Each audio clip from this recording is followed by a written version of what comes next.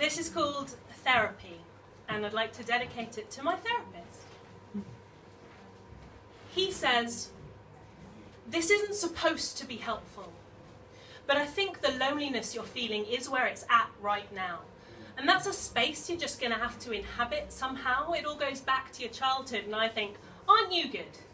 A therapist who tells me it all goes back to mum and dad. It's such a damn cliche, it makes me sad, and yes, of course, it's true.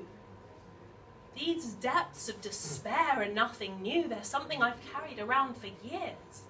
I'm just recycling the same old fears, and I really wish I could cry the tears to wash it all away. I want to draw a line. I want to say, I'm over it.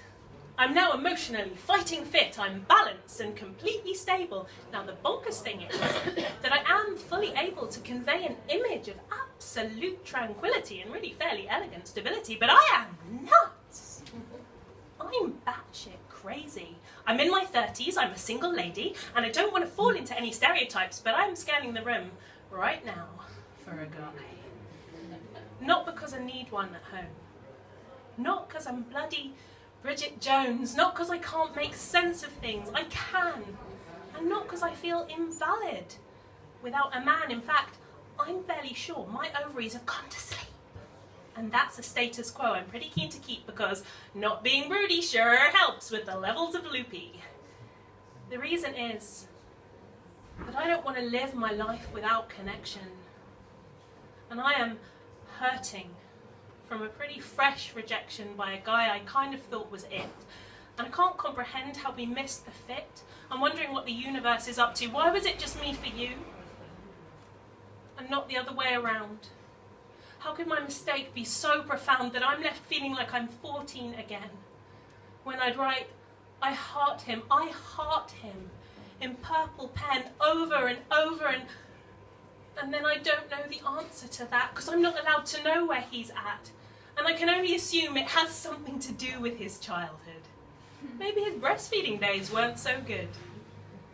But it's killing me, not knowing. And I guess that's where this loneliness is growing. You know, this space that I'm supposed to inhabit?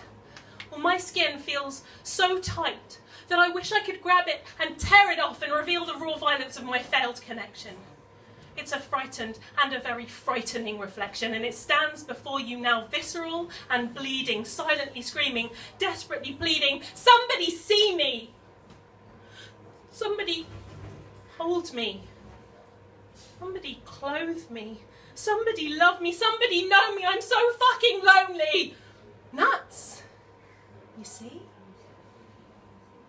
But I guess it's okay to be a tiny bit crazy if day after day you stand your ground in this scary place and you look yourself in your scary face and you say, yep, you're lonely and completely insane, but you are true of heart, and that can't be in vain. And look, your chin's up despite the pain, and you're categorically not afraid to inhabit the space that the loneliness made, so you stand in it and you wait.